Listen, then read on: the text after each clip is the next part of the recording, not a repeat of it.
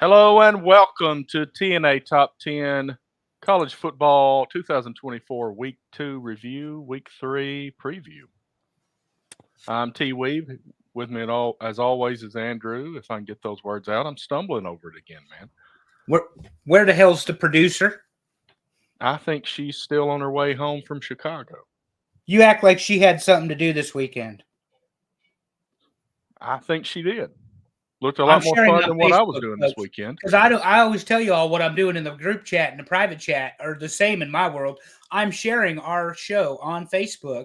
You can join us live right now. And we're completely out of order, which I am every day. Terry, welcome to my world. We're doing football first instead of the top 10 salad dressings, which is coming later, because we are expecting the star of the show, not me or Terry. That's Allison Faye. We are expecting her because she was in Chi-Town traveling again. Yep. And she doesn't mind us telling you because she took all sorts of pictures. And she was in Chi-Town traveling again, Terry. And you know that's her favorite thing to do. Not Chi-Town necessarily, but travel. Well, at least it wasn't Cleveland. Well, she did go to a football game too, though. Even though they lost, the Titans, to the Bears. Well, I picked the Bears in our Survivor League, so I'm good with it. Did you catch, I know this is a college football show. We're going to stay on time, I promise. But did you catch any pro ball this weekend? No. No? I barely caught any college ball this weekend. Don't start with me, Terry. This is a college football show. I'm just being honest. No, I watched a lot of football, probably overdosed on football. Look, we're going to get to the game, but I did the whole on-demand gimmick so I could watch the Texas-Michigan game because I was at work, and we don't have CBS at work. So okay, because I have Hulu, but if I change my IP address on my subscription, it messes me up, and I can't stand that nonsense. So I watched it Sunday morning before church, got right in the mood to go get with Jesus after watching Michigan get pounded by Texas. Again, we'll talk about that in a minute or two. Well, we'll talk about that. Oh, look at me. Okay, there we go. Button, Terry. My button didn't work. This is why we have to have our producer. Hit the button. I was being all dramatic, and then I hit the button, and it didn't do anything. But anyway, Texas, Michigan. Some of us thought this was going to happen. Now, Michigan's got a decent defense, but Texas is powerful. I want everybody in a loud, clear voice to hear my loud, clear voice. I told you all this was going to happen. I knew Ann Arbor, Michigan is a tough place to win. But with all they lost last year, Blake Corum, J.J. McCarthy, Jim Harbaugh, I mean, come on. He coached his first win yesterday in San Diego. I don't know how much cheating he did, but I do know they won. The Chargers, that is. In the No Fun League there. But we, Terry, surmised, based on everything we saw with Texas last year, with Steve Sarkisian coming into the SEC, with them returning quarterback, we said this was going to happen. Quinn Ewers. Quinn Ewers, thank you. And then, of course, they've got Arch Manning sitting in the wings in case something happens to Quinn. And the stat line that stands out, my man, 1 fumble, 2 interceptions. Yeah. We knew Texas's offense was going to be fine, but the defense clearly came to play in Ann Arbor. And we're going to have a theme this week when it comes to turnovers. A little foreshadowing there.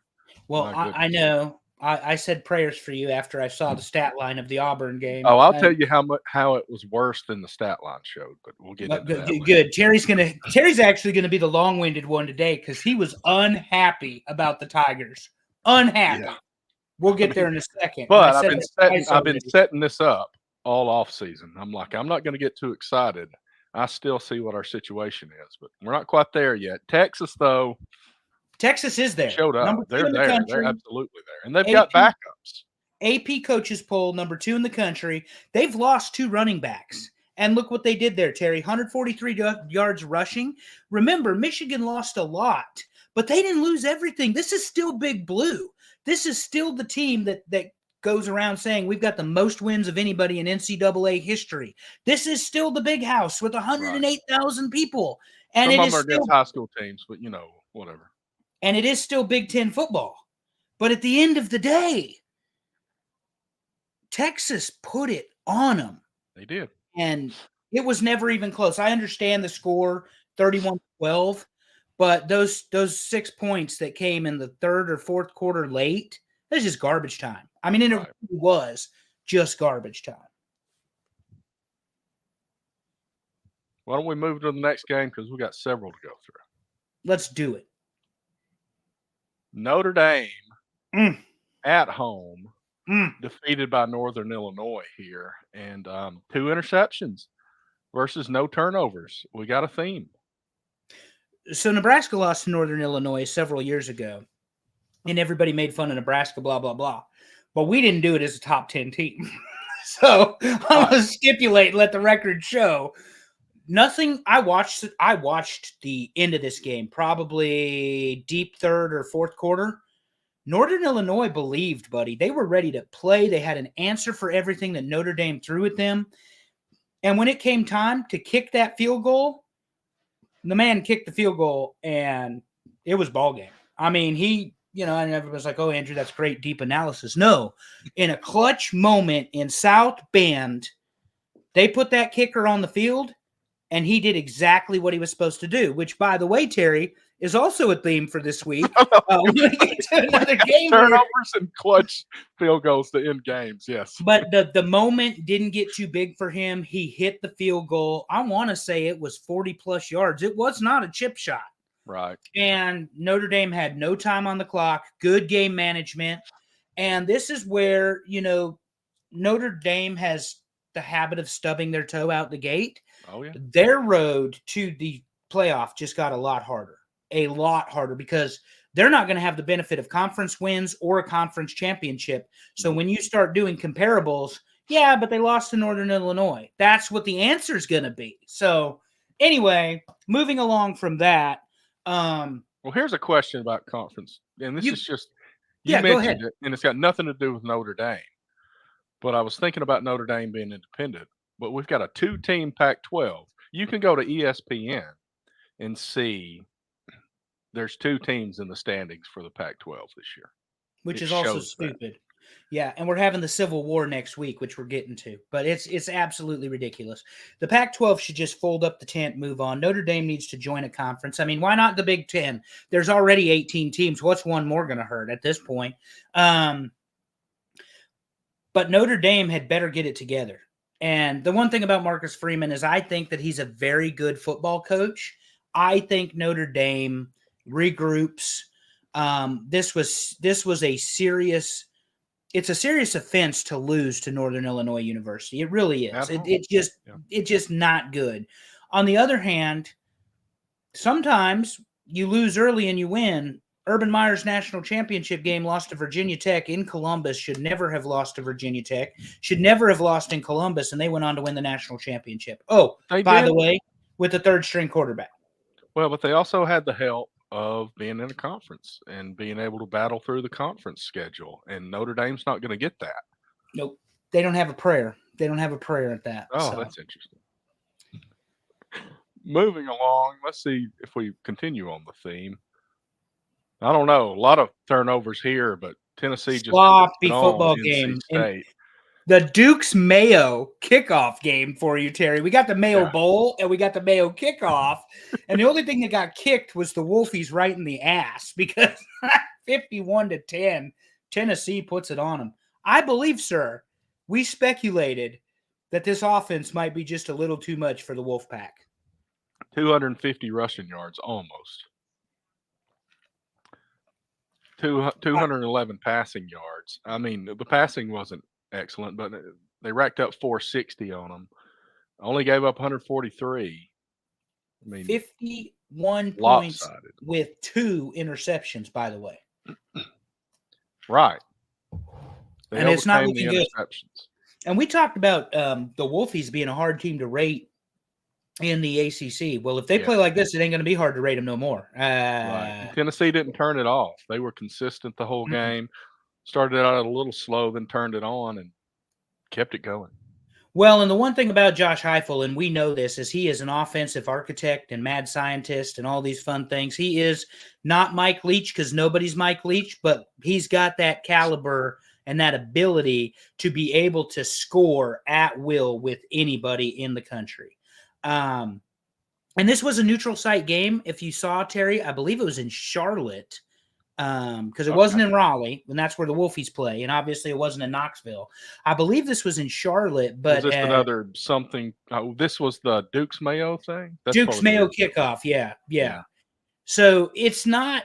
I mean, this game was fine, I guess, but we learned a lot more about North Carolina State, in my opinion, than we did Tennessee, because we already knew that Tennessee's going to put it on you. If they get the chance, they're going to run their offense. They're going to run their plays. North Carolina State, though, 143 yards of total offense. That's not going to get it done against an offensive firepower like Tennessee, powerhouse, with that type of weaponry. Go ahead. Yeah, and I'm waiting to see Tennessee against some of the big boys in the SEC this year to see just where they are, if they can hang in there for several games, because they got a lot ahead of them. There's so much. The one thing we talked about, and the fans just and our listeners and viewers, who we all appreciate, and our voters, thank you all. One thing you're going to see is that a lot of the games we're going to talk about this year, unfortunately for some, and fortunately for others, it's going to be a lot of SEC football, Terry. And that's because the SEC, when they added Oklahoma and Texas, they said, okay, Oklahoma and Texas want to come to the league, no problem. Texas, you're going to play Georgia. And you're going to play, Right. whoever else they drew. It's Murderer's Row. But and I've lost my train of thought there. But the same with Alabama. By the way, Alabama, you might have won the SEC title last year from Georgia, but now you get to play them during the regular season, September the 26th. So we'll see, how that goes too. But anyway, we'll move on, Terry, before we get long-winded. Be a lot of SEC and a lot of Big Ten. Of course, that's the way it was last year anyway, but. And there's also in defense of us, there are 34 teams in those two conferences, and I think I don't know the rankings, but I bet you 15 of them are ranked of those 34. A lot. All right, I'm going to go ahead and get it over with. Let me go on, Terry. Rip the Band-Aid off. I'm gonna sit down here. Okay, let me run it down a little bit. So Cal threw for 233, rushed for 100. Didn't turn the ball over. But for the second year in a row, Auburn cannot hang on to the ball against Cal. 5 turnovers total. Should have been more. 4 interceptions, with 2 interceptions being called back. So 6 times in this game, Thorne threw a pass that ended up in Cal's hands. And Hugh Freeze said you can't beat anybody when you turn the ball over 5 times, and he's right. But the fact that they ended up losing by 7 with the ball in the fourth quarter toward the end, it's unbelievable they didn't get completely whipped here. Yeah, you don't win football games when you turn the ball over. You know how I know that? Because you've seen it a lot. I'm a Nebraska fan that's seen it a lot. That last year, 4 games were cost by turnovers by 1 score rather. Yeah, I sympathize with you here, but they got to get that shit cleaned up. And if that means benching Peyton Thorne, I mean, you cannot win games and when you turn the ball over. And here's the other thing, Terry, and it's no offense to you and to Auburn and to Hugh Freeze and everybody else.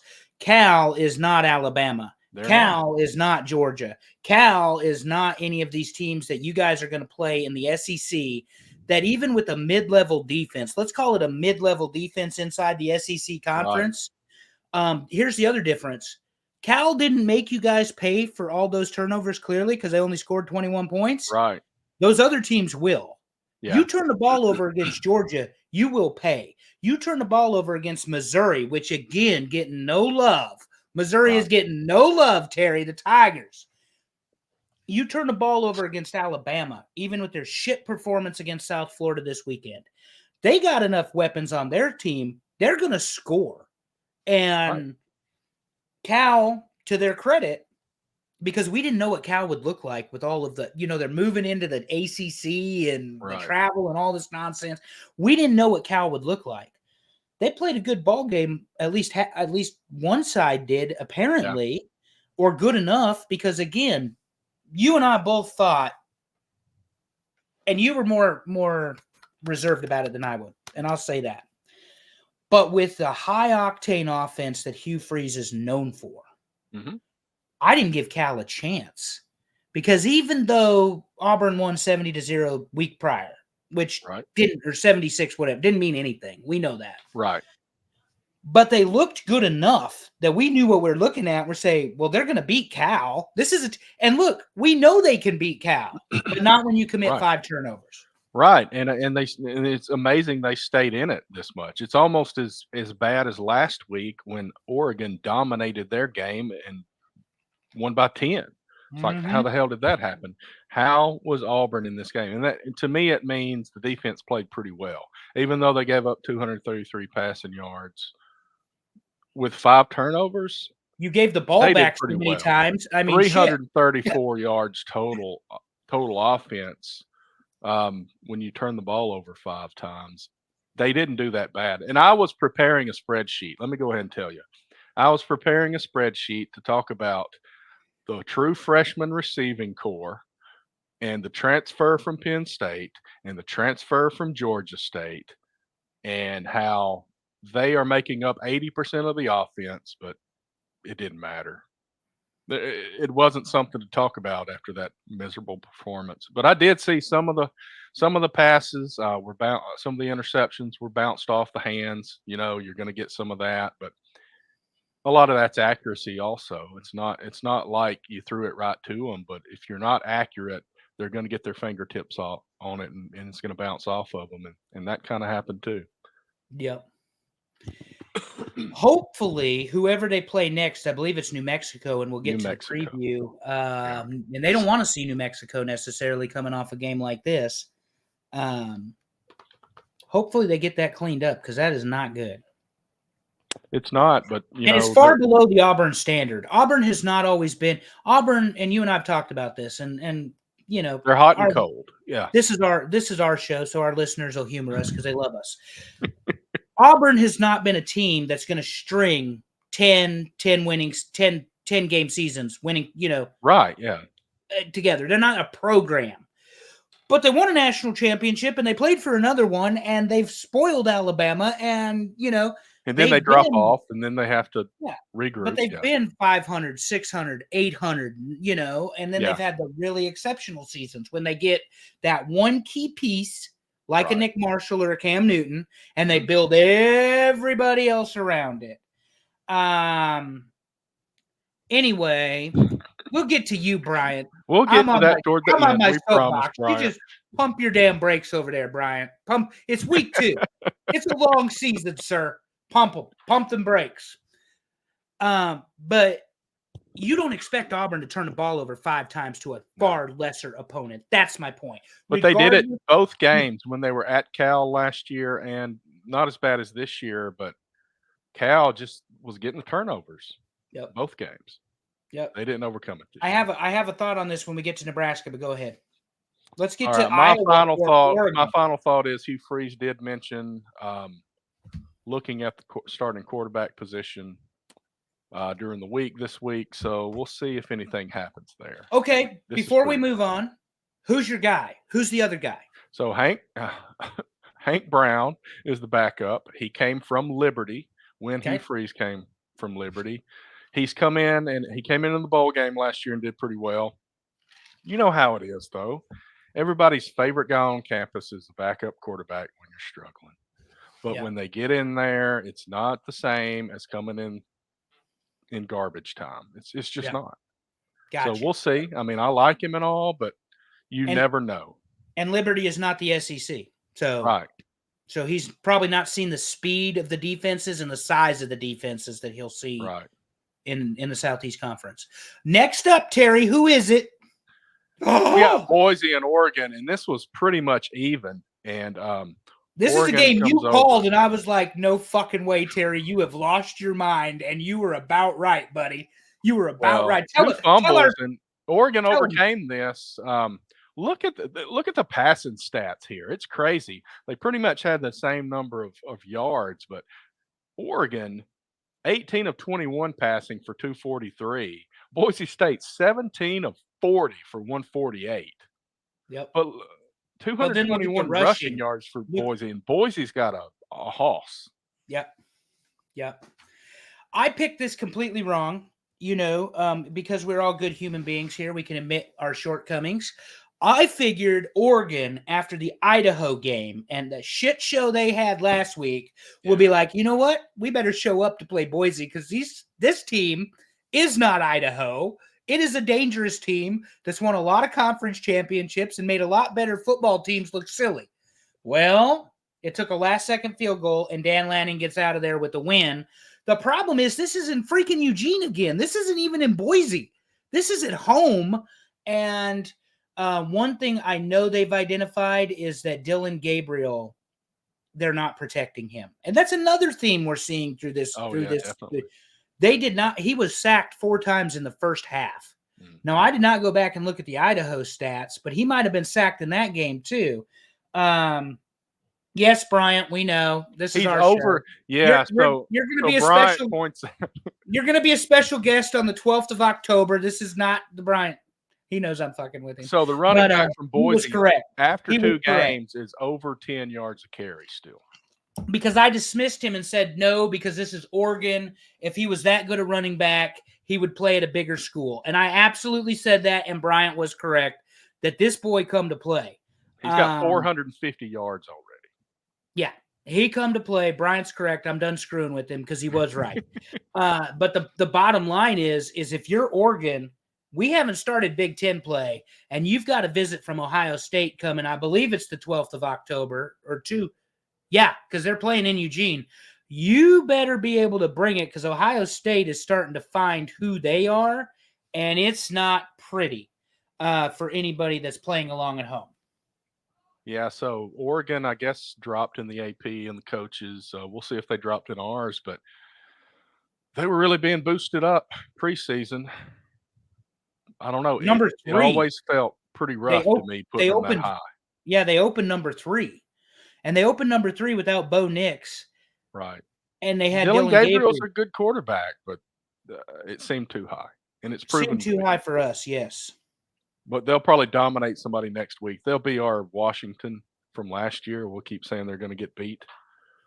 Well, and Bryant can weigh in on this because we do appreciate our audience participation, and he is a very smart football fan.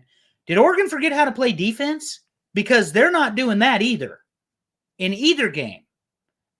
This was a team led by Dan Lanning who learned from Nick Saban, who learned from Kirby Smart. Where the hell is Oregon's defense? That's what I want to know. Left it in the Pac-12. Shit. Don't tease me, Terrence. Well, let's go to the next game. What did I put as the next game? Illinois was an upset of Kansas. Kansas travels to Illinois and gets beat 23-17. And 1 fumble, 3 interceptions, sticks with the theme of turnovers, protect the football. And people aren't doing it, and they're losing football games. How many games do you win when you turn the ball over 4 times? None. Not many.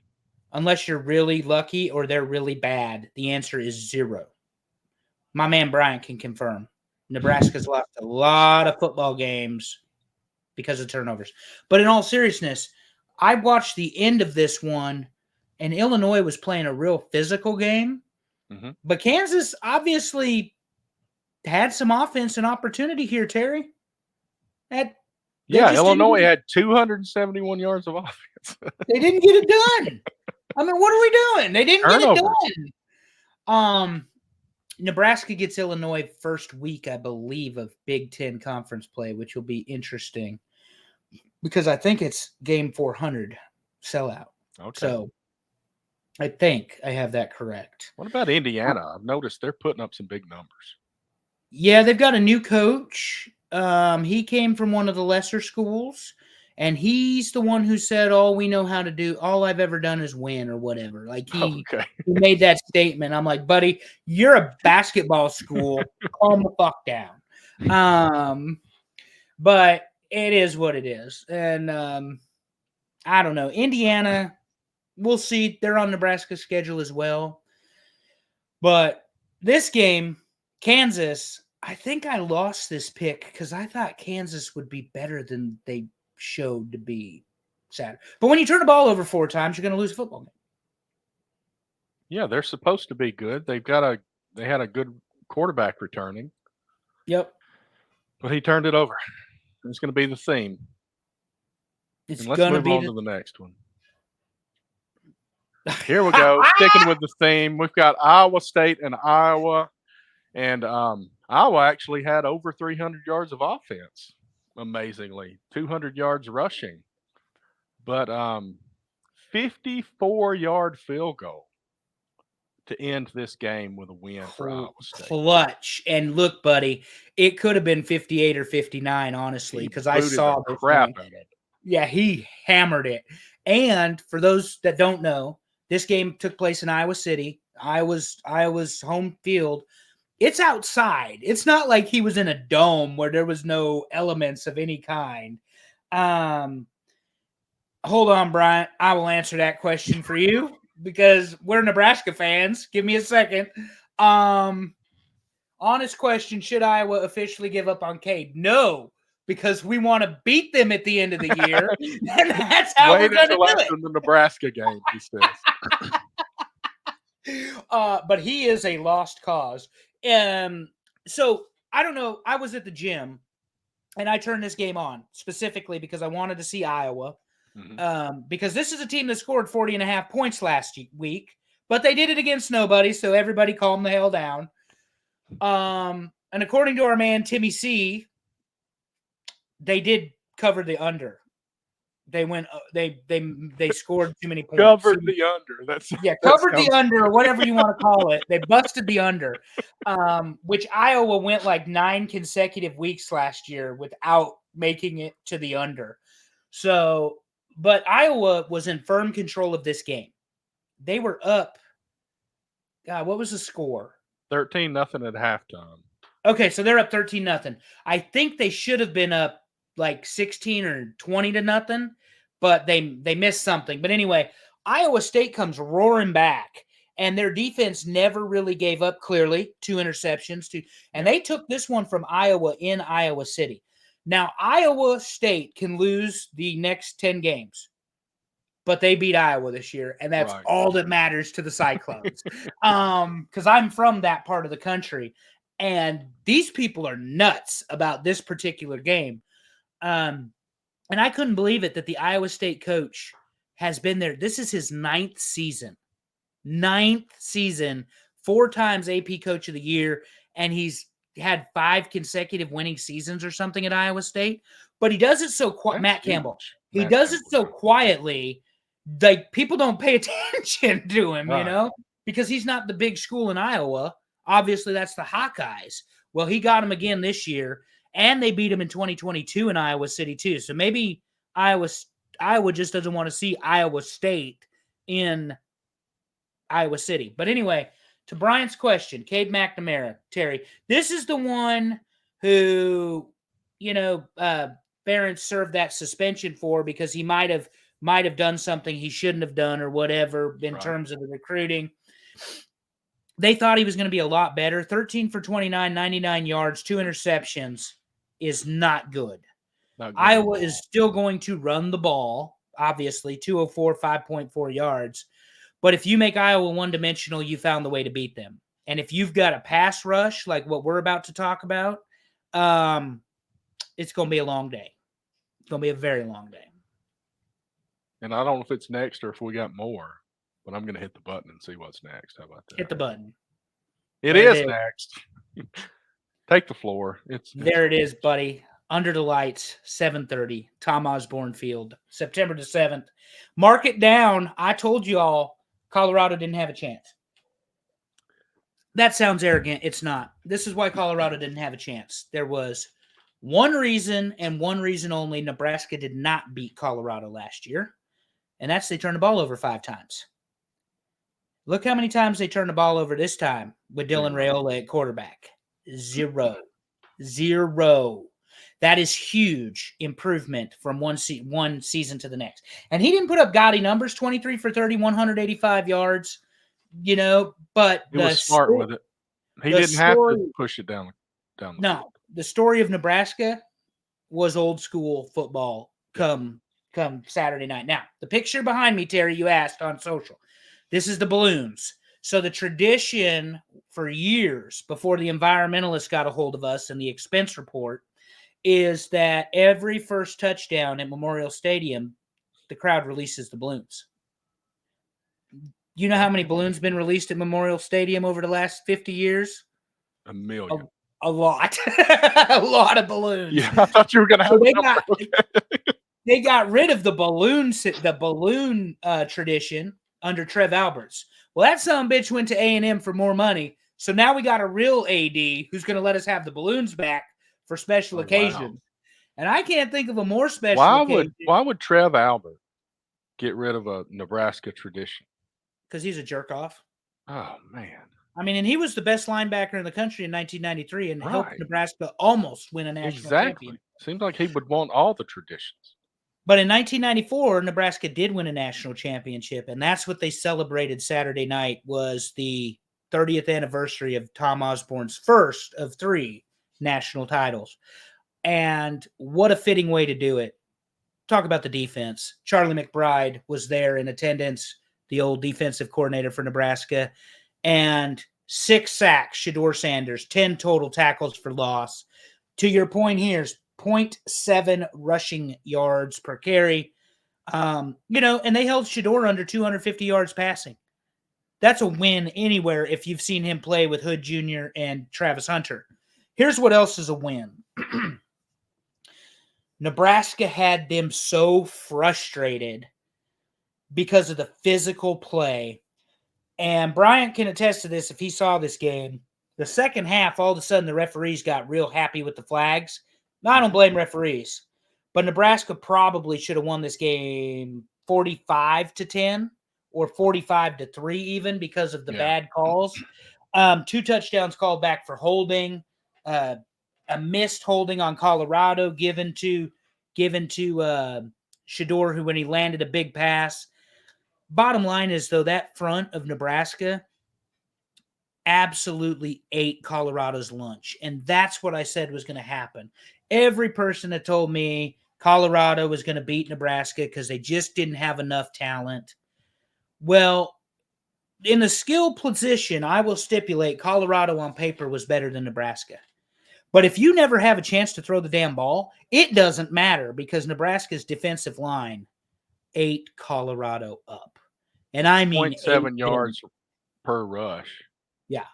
Well, and Shedeur Sanders was running for his fucking life. I mean, and here's the thing, because I always look at things in a meta sort of thing.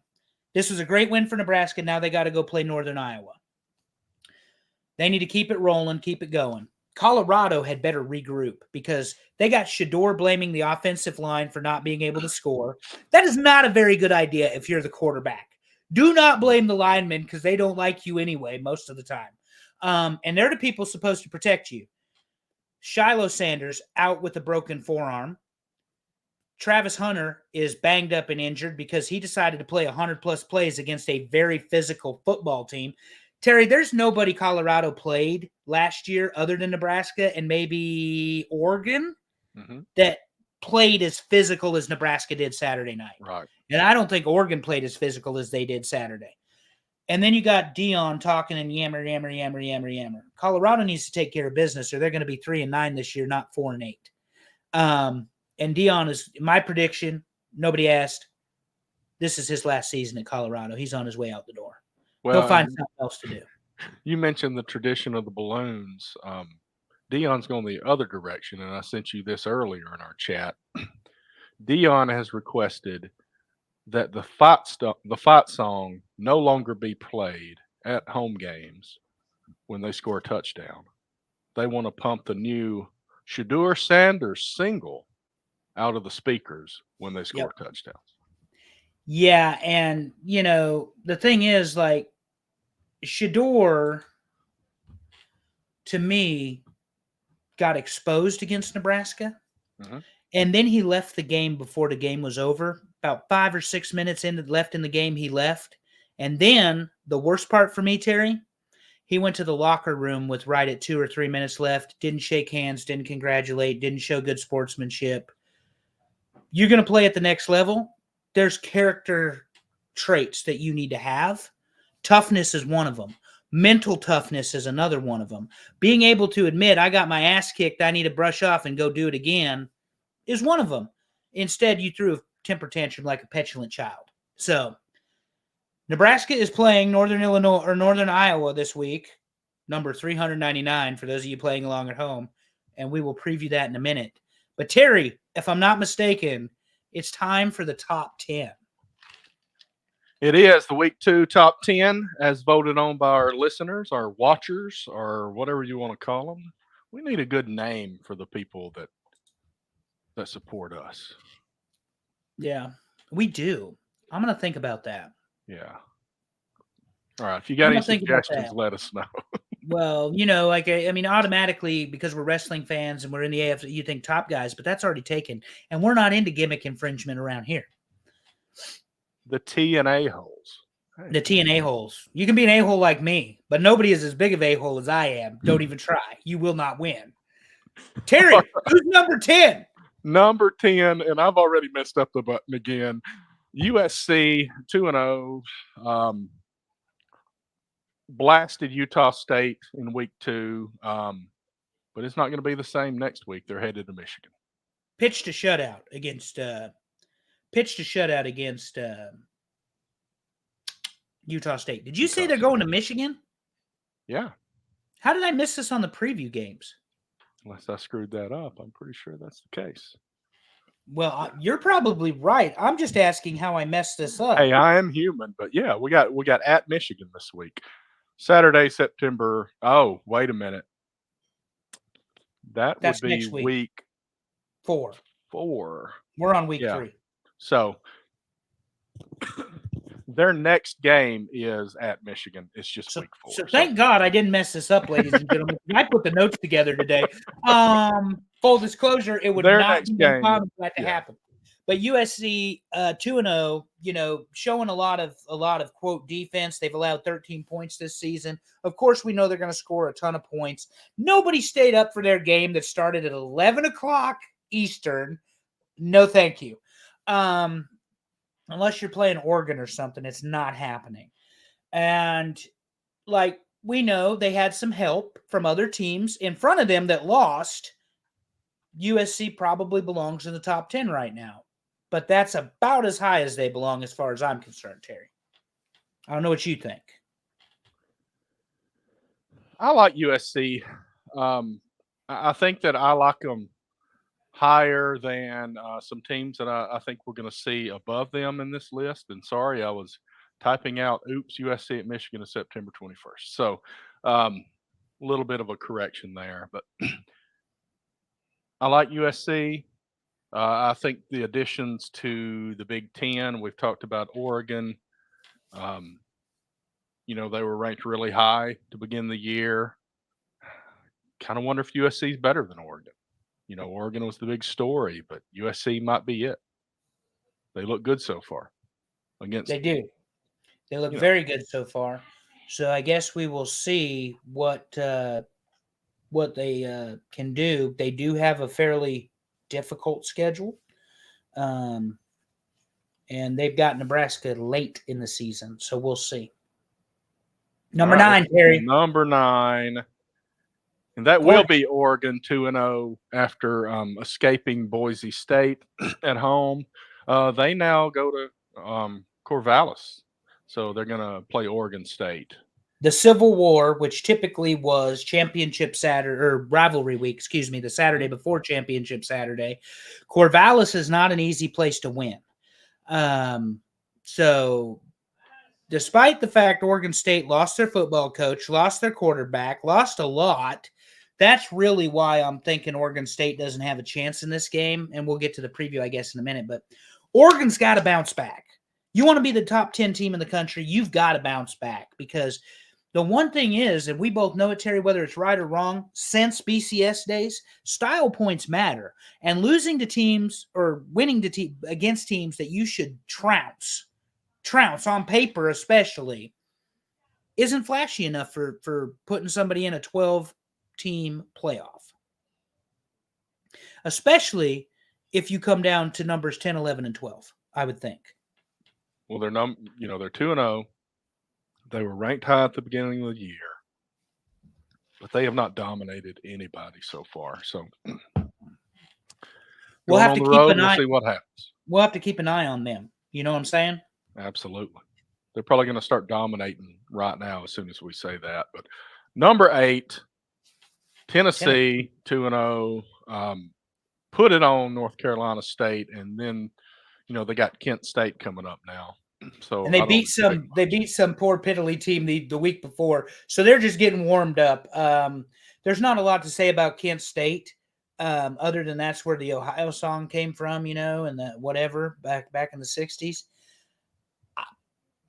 Tennessee by 50. I mean, I don't know. easily. We don't have enough data, as you like to say, Terry. Because were the Wolfpack that bad or is Tennessee that good? That's what I'm saying. I mean, I'm not trying to be a smartass. And Kent State isn't going to give us the information we need. They're good enough that they're shouldn't. going to dominate all of these teams. Yeah. But then they're going to play Alabama. They're going to play Georgia. And the question is, are they going to be winning those games, or are we going to have another comparison with Penn State? Right.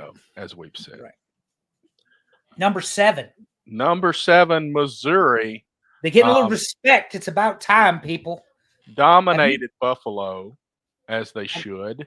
I would say, have you seen what they've been doing defensively? It is obscene. Now, they're not playing anybody, but it is ridiculous what they're doing on defense, Terry. Well, this week will be a little bit better because Boston College comes to town.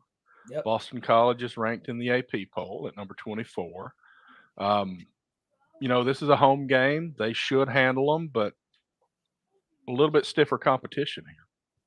Certainly, and Boston College has a run game, which we all saw. They've got a very capable head coach who used to be the former head coach of the Penn State Nittany Lions and, of course, the Houston Texans, I think it was, Bill O'Brien, and, of course, was a Belichick assistant for a very long time. So this will be a good test for the Tigers. It will be in Como, as we learned to call it last year, Columbia, Missouri. Yeah, I expect to see more of Missouri, and we'll preview that game here in a minute. But Missouri's defense has been playing lights out. Their offense doesn't seem to have lost a step with, was it Schrader? We always get his last name wrong, but the all-purpose guy. Oh, you're going to Yeah, Schaefer, Schrader, whatever it was. But he was the guy that just was ridiculous. He was Christian Schrader. Christian McCaffrey for Missouri. But bottom line is, Terry, we're going to see Missouri tested, and I think that matters. So, good. All right, number 6, Miami. Oh, God. Dominated Florida A&M, and it's not going to get any different in week 3. They got Ball State coming to town. So, doesn't Ball State produce good journalists or something like that? David Letterman went to Ball State, and I spent some time with somebody that went to Ball State a few nights ago, but we won't get into that. But yeah, so this is Miami's going to keep rolling until they face somebody else. Obviously, the big win against Florida earlier in the season. We don't know how tough of competition Florida was, but Miami needs to get into the ACC competition and really, they may be the favorite here. Yeah, especially with the Clemson and Florida State losses, right. So we'll see. Miami, again, this is a lot like Tennessee. We're not going to learn anything this week. Not about Miami. Okay, we're going to get a lot of that. They can put points on. Good. Okay, great. Let's get to a real game. So who's number 5, Terry? Number 5 is Ole Miss, and they've got an interesting game this week. After beating Middle Tennessee 52-3, they travel to Wake Forest. And Wake Forest historically is not a great football team. They did, I think, win or play in the ACC champ. They played in the ACC championship not that long ago, but of course Jackson Dart, a weak division kind of thing, probably, right? Yeah, Jackson Dart, Lane Kiffin, all of his supporting cast. You're right. That first initial surge Wake Forest is going to have, maybe something, but Ole Miss is just so strong offensively right now until someone shows me otherwise. They're like a Tennessee, they're like an Ohio State. They've got an offense that is so dangerous. You better be able to go score for score with them. But can the offense be enough in the big games? And we're not going to find out next week. Nope. Because it ain't Wake Forest. Nope. Number but Wake 4. Forest might fight them a little bit, just a little. Right. Number 4, Alabama. Is that because they tried to lose to UCF? Come on, Terry. 2 years in a row, or USF, excuse me. 2 years in a row. It is. So Alabama still up there, 2-0, making the smaller teams pay.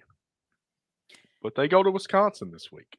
Nick Saban looked like he was ready to light someone's ass up when they were only up, 16 to something or whatever. And then they scored 28 points in the fourth quarter, and that was ball game. Oh, I don't have to watch the Alabama game. I got enough people on Facebook that I'm friends with in this state that I know exactly what's happening. Do you know what Alabama did, though, Terry, that's very uncharacteristic of an Alabama football team? What did they do? It's very thematic of tonight's show. Turn the ball over? Turn the fucking ball over like 3 or 4 times. Do you know what happens when you turn the ball over 3 or 4 times? You lose. You don't score 60-plus points. But this is one of those instances where this pure talent of Alabama is so good that USF could have played a perfect game and it wouldn't have been good enough. No offense to USF. Not at Bryant-Denning Stadium on the newly minted Nick Saban field. I had to get that in this week because Terry hadn't heard it enough from his Facebook friends. Who's number 3? I'm going to have to do another oops banner because Ohio State is off this week after beating Western Michigan 52-0. Because I just looked at their next games and I said, surely nobody's taking an off week this week, but 2 of them in the top 10 are. So yeah, they get 2 this year, I believe. It's 2 off weeks because there's so many games. But anyway, yeah, Ohio State rolled. They're going to roll against Marshall. I don't know that they like having an off week. Would that be something we can discuss, because there's nothing to talk about with the Western Michigan game. They just dominated. Would you want an off week 3? I mean, that's a little early if you're getting ready to, especially if you're in Ohio State. And what I mean by that is this is a team that is built to play for a national championship. That's the whole intention. It ain't to beat Michigan, contrary to what some people want you to believe. This team was built to win a national title. What do you think about having a bye week 3, or I guess it's week 3, yeah, because we had 0 week, but still. Well, I mean, if they've got 2 bye weeks, it kind of makes sense, I guess. But I am not, I'll have to get used to that because obviously I wasn't paying attention to the bye weeks. But nobody's really looking forward to the Marshall game, right? We're waiting on them to play somebody else. Yeah, they're going to have to play somebody. And the big game, their first big test is October 12th against Oregon. Number 2. Sorry, I about jumped the shark that time. Number 2 is Texas, 2-0, 31-12 win at Michigan, and now they've got Texas San Antonio. Are they favored by 50? Because that's about what it'll be, or more. You're going to see some. And for those of you waiting to see Arch Manning, tune into this game because you're going to see him. It'll probably be only available on the Longhorn Network. For those of you playing, that's got to be a thing of the past at this point, right? Yeah. Well, the Big Ten Network is where I'm going to have to watch Nebraska because they ain't getting broadcast live anywhere else. Texas proved they belong in the conversation. As good as their offense was, I said it earlier, we learned that their defense can play ball.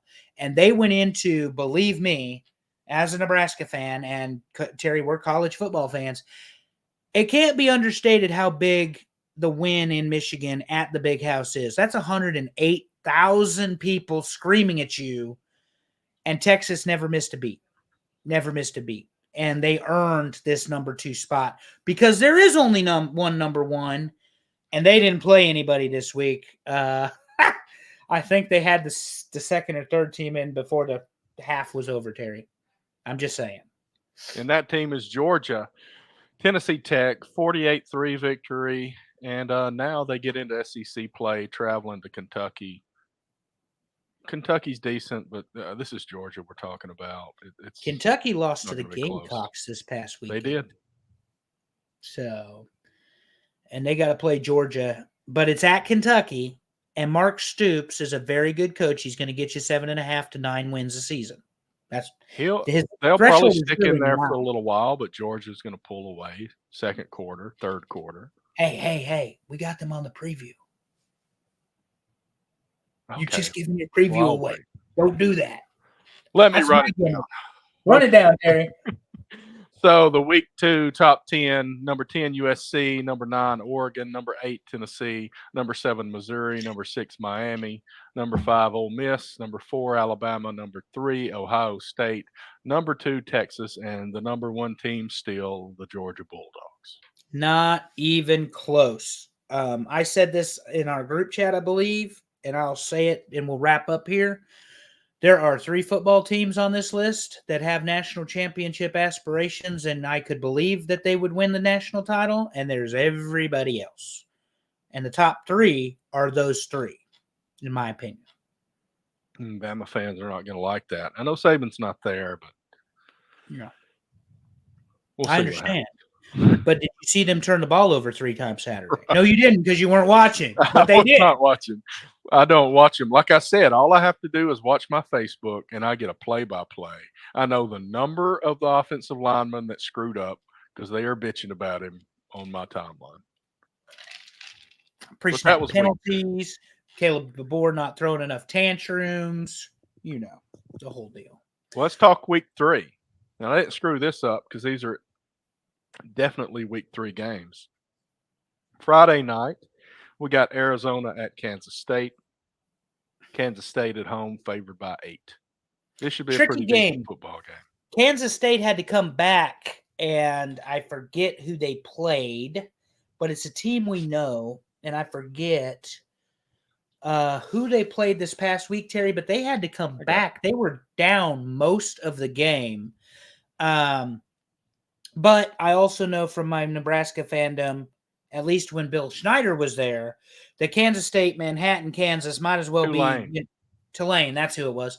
Might as well. I think they won by 7. Is that right? 34-27. Yeah, but Tulane had carried much of the game as we're winning. Manhattan, Kansas is it's an entirely different plane of existence. But they love their football there, and it is loud. It was always one of the worst places when Nebraska had its most dominant years. Kansas State wanted nothing more than to just be the spoiler. They weren't going to play for a national title, but if they could beat Nebraska, that was good enough for them, And they always played Nebraska really hard. That being said, I think Arizona is a better football team than 8. But we're doing our picks, right? You go first. Yeah, let's do it. I'm going to take Kansas State at home, but I think it's like a field goal. I'll be brave. I'll go Arizona by a field goal on the road. Okay. Good deal. I almost got my Arkansas pick from last week. Almost. And then they blew it. Like they were rolling, and then the man came. I don't know why we didn't review that game because the man had his mullet just the way he liked it, the glasses on, the visor. He was ready. It's getting the football's getting too good. We don't have enough time in an hour to do all ridiculous. That. There's too many good games. Alabama going to Camp Randall noon. I believe it's the Fox game. Favored by 14.5 against Wisconsin. Terry, I picked first. Your analysis on this one, buddy. This is tough because I'm used to saying Bama by 20 here, but that was with Nick Saban going on the road to Wisconsin.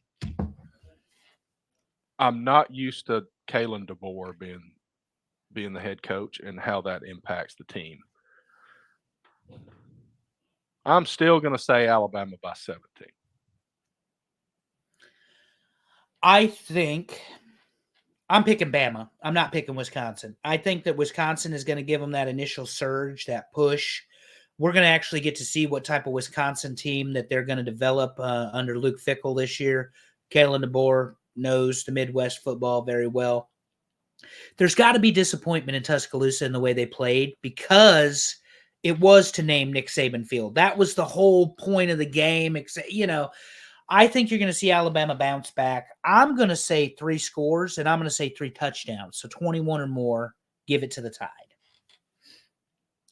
All right. And moving on from there. 12:45 kickoff. We got What a Boston weird. College. Yeah. Oh, I know. I don't know why 12:45. That's just, it's not, what's pushing this? Yeah. Well, the fucking local news. I mean, I don't know. Boston College at Missouri, and 16.5. Missouri's favored by 16.5. I think they get more than that. I'm going Missouri by 24 here. I'm going Missouri by 10. Okay. Only because I think Boston College is a really good football team. If they can control the clock and they can run the ball like they did against Florida State, they're going to limit Missouri's possessions, and that's going to be key. But I think Missouri is just too tough, too talented. And as I joked earlier, this is in Columbia. Como, I think, is what we learned we call it last year. I'm going Missouri. Probably 10 points on this one. I think, and I might be being too conservative, Terry, but Boston College put it on Florida State. I mean, they came to play. They executed their game plan. It was perfect. So they got to limit possessions, limit mistakes. They might have a chance against Missouri. Because the one thing about them, and we know with Missouri, we've watched enough games, with Dirkowitz there, or Drinkowitz, however you say his last name, the coach. Drinkowitz. They've got big play, quick, high-impact ability, and it doesn't take them long if they decide they want to move that damn ball. So BC's got to be disciplined on defense, but the biggest thing to me is they got to control the clock and they got to win that frontline battle. So I'll move on to Oregon and Oregon State. This is the Civil War, as it's called. Used to be rivalry week. Now the Pac-12 has 2 players or 2 teams, and the damn Big Ten has 18. So this is the world we live in, folks. Oregon travels to Corvallis, a very difficult place to win. The Beavers have lost too much. I'm picking the blowout on this one, Terry. 4 scores, Oregon over the Beavers, because they got to do something. I'm going the other direction. I think Oregon continues to struggle, and I think they win by a field goal on the road here. But you're still picking Oregon. I'm picking Oregon by a field goal. I don't believe that 14.5. I don't think they've showed the dominance that people think that they're going to provide the other team, and I just don't see it going on the road in this rivalry game. Gotcha. Up next is the game neither of us want to pick because it's so silly. We got A&M. A&M, it's in the swamp? Yep. Well, I picked the swamp the last time, and Miami come and waxed that ass. Now, this, along with the Miami game, is one you and I circled as winnable for Florida. Yeah. Where they actually have a chance of winning the football game this year. I'm going A&M in the swamp. By what? I'll take a touchdown. Okay. See, that's what I was going to go. Well, we can agree. There's going to be something we argue about soon enough. Yeah, I mean, if that sounds right to me. A&M in the swamp by a touchdown, because I don't think A&M's as good as they were ranked preseason, but I think Florida's bad. But I think Florida on the road in the swamp isn't easy, so let's go a touchdown. Yeah, I think Florida is awful. I think Miami exposed them, and again, Bailey Napier doesn't survive the season. There's just no way when he's going to lose the amount of games he does. But who is not going to lose Saturday is Ole Miss at Wake Forest, 21.5. Is that all? They've been favored by like 40 plus the last couple weeks. Right. What do you got on this one, Terry? Because I went first the last time. I know you've got Ole Miss. Let's not be stupid. Ole Miss by, we'll say 30. We'll be a little conservative on the road. Yeah, I think Ole Miss gets an initial surge from Wake Forest. They're going to get some pushback. You know, it's at home. But Wake Forest is the least of the Carolina schools in Wake County, unfortunately for them, because they also have Duke, Carolina, and the Wolfies at NC State. I'm going like you. I'm not going to go 30. I will go 28. I mean, 4 touchdowns, 4 full touchdowns. Yeah. Ole Miss. I think Jackson Dart has yet another game to add to his Heisman resume and Davy Camp resume and all that stuff. I just don't think Wake Forest has enough in the gas tank. All right. Georgia, #1 team, based on everybody's poll, heads to Kentucky. This one's kind of tough because we respect Stoops, but this is Georgia coming to town. Favored by 24.5. I'll say it's going to be more than that. Give me Georgia by 27.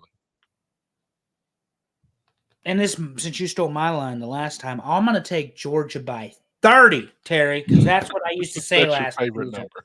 30. Now, in all seriousness, as good as Mark Stoops is, Georgia's team all around, experienced, fast, physical, big, mean. Again, you might see an initial, maybe a touchdown. Kentucky comes out, pumped up, first touchdown. But after that, the dogs are going to put it on them. And that damn front and defense and twists and blitzes and everything that you're going to see out of the Georgia front, it's going to be too much for them to handle. I'm going Georgia big, 30 plus. Go Dogs. All right. So the last two games, you may be wondering, why the hell are these games on here? Because if they're you're new, you may not know, but these are our two teams, and we're going to talk about them every week. So Yeah. Nebraska hosts Northern Iowa. No I don't spread. think there is a spread. There's not. That means not it's going to be bad. So I read several articles trying to handicap it for us, and they're not helpful because there was 21.5 and 45. So that's not really that's not really helpful, Terry. ESPN has no spread listed as of what time did I text you? 5 o'clock this afternoon or something like that? Yeah. So there's no spread listed. This is game sellout number 399. Coming off the Colorado game, I think you see Nebraska continue to improve as a unit, as a team. I don't think you're going to see the blitz packages that you saw against Colorado. I think Nebraska goes back to that base defense, plays more conceal and cover. I also think you're going to see Nebraska continue to run the football, control the clock. Because as we know, Terry, when you get into the deep water in the Big Ten, the way you win football games in the cold and the snow and the wind and the weather is you hold the ball, you run the ball, you control the clock. The three things that Matt Rule says he wants his Nebraska Cornhuskers to do: win the turnover battle, and be more physical. And what's the third thing? Win the turnover battle, be more physical. And there's I just lost the third thing. I'll think of it. But they won the turnover battle and they were much more physical. In the game against Colorado. This is not going to be close. Nebraska is going to dominate this football game, as they should. And then we're moving on to Big Ten play. So execute. That's what he said. And that's what we're going to see. He wants to win the turnover battle, be more physical, and execute in all three phases of the game. One thing Bryant can tell you, I'll tell you, Nebraska's special teams, receiving, kick, receive, all that looks okay. They missed a chip shot field goal, or what should have been a pretty easy field goal anyway. So they got to get that cleaned up too. But that's what it is. Execute was the third one. Excuse me. Sorry, I forgot. I've listened to so many of his damn speeches and interviews and things this last week, and I've been drinking the Kool-Aid again. But Terry, New Mexico is favored to lose by 28. 4 touchdowns. Yeah, and here's my logic here. Auburn's going to get healthy against New Mexico. Dinged up a little bit against Cal. Pride was dinged up a little bit also. The question is, who's going to be at quarterback? I don't know the answer to that, and I think that's going to be a big factor in what happens here. I think if Peyton Thorne's still the quarterback, they come out and they just throw the ball around to the freshman receivers, to the guy that came in from Penn State. But maybe this is the opportunity to put Hank Brown in, and if they do that, maybe it'll be a slower start, and maybe they'll build him up to move forward. That being said, I like Auburn by 35 here. Yeah. Yeah, that sounds about right, honestly. Honestly does. I'm not picking against Auburn, but I mean, let's do 30 because that's my number. Okay, 30. Now, the only other thing that we got going on here, and we did not update it last week, but now we have some results, and Bryant's in the chat bragging earlier. Let's go ahead and give him his flowers here. Bryant is leading the college pick'em, 14-6, and our buddy Timmy C, is tied with Mike, and I don't know if that's Bober or if that's a different Mike, but they are both 13-7, and I'm right on their heels. So there you go, Bryant. We mentioned it. I'm 10-10, and it's early, so I ain't worried about y'all yet. And several people have forgotten to vote, so that doesn't help their cause either. No, everybody, you've got to get them in, and you have to get them in before the first game is played, or it doesn't. Well, you have to get them in before the game is played, or they don't count. So if an injury happens, a suspension happens, whatever, you can change them, but you have to get them in. I think it's several hours before they're played, Terry, and they lock them. So that's what I'm going with. Get them in now. Get them in now so that you don't. I've already miss it. voted. I've already put mine Yeah. in. I As get your soon as it's email. available. I get the email and I hit it and I do because here's why.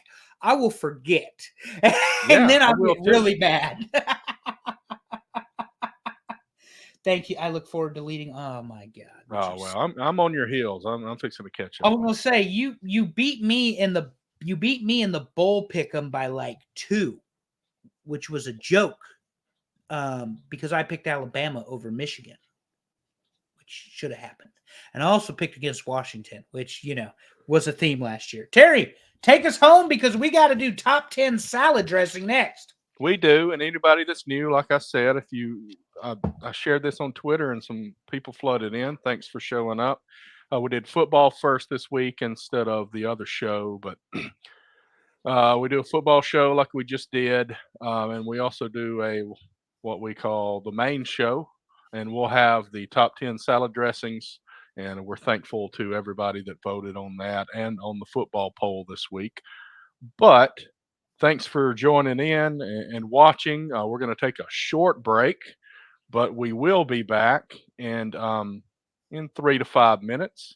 And we'll kick off the other show, and we'll have our friend Allison Faye with us, fresh out of the car from her trip to Chicago. And she'll tell us all about that. And we'll talk about everything else, including the Yankees, I'm sure. God's team.